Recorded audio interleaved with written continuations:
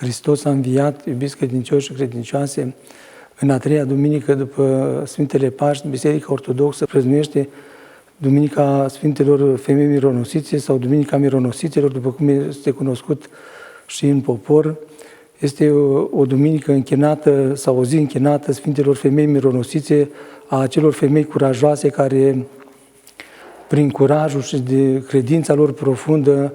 au înfruntat frica soldaților romani, au înfruntat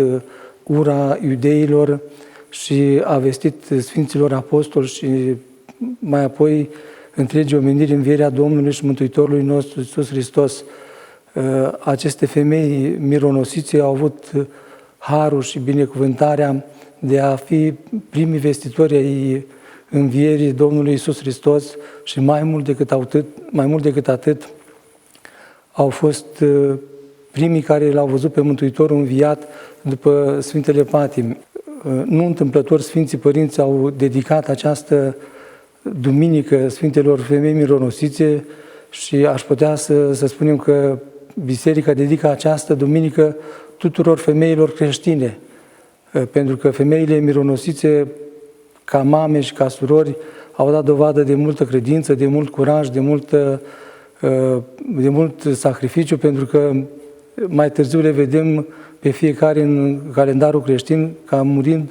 mărturisitoare pentru Hristos. Biserica a rânduit ca această duminică să fie închinată femeilor mironosițe și tuturor femeilor creștine, a mamelor noastre, a surorilor noastre, pentru că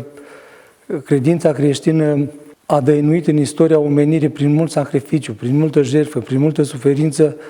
și mai mult decât atât prin credința femeilor și a mamelor noastre care au ținut credința vie atât în familie, atât în societate și în biserică.